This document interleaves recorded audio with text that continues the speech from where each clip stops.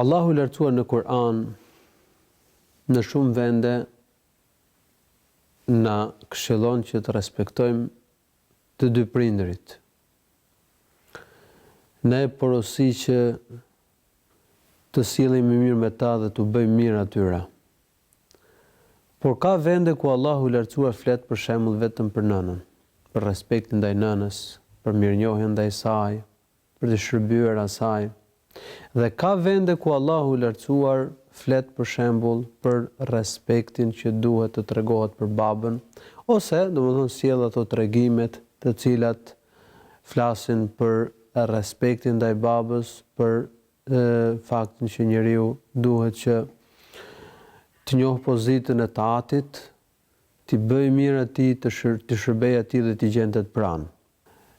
Në Kur'an pra kemi edhe ajete të cilat flasin për të dy prindrit, kemi pjesë të cilat flasin për të dy prindrit, po ka edhe pjesë, ka ajete ose ka pjesë ajetesh të cilat flasin për respektin për secilin prind më vete. Nuk ka dyshim që kjo llojshmëri trajtimi i jep vlerë më shumë kësaj çështje. E nxjerr në pah më mirë rëndësinë e respektit ndaj prindërve, se kur flitet për respektin ndaj prindërve, për respektin për të dy prindërit në disa vende, dhe kur veçohet secili prind në disa vende tjera, kjo jep rëndësi më shumë çështjes. Kjo tërheq vëmendjen më shumë. Kjo i zgjon njerëzit që secilit japin pozitën që i takon. Dhe të shlyjnë detyrime ndaj secilit prej prindërve. Dhe të dinë se si radhiten prioritetet, se ndaj kujt e ka detyrimin më të madh, se kush meriton mirëbërje më shumë, por nga ana tjetër mos lihet pas dore dhe pozita e prindit tjetër.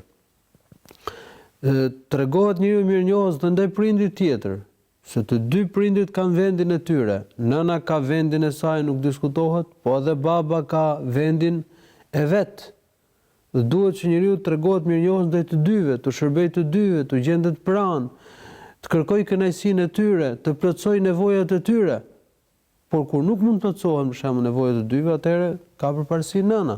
A përderisa njeriu ka mundësi të plotësojë nevojat e dyve, atëherë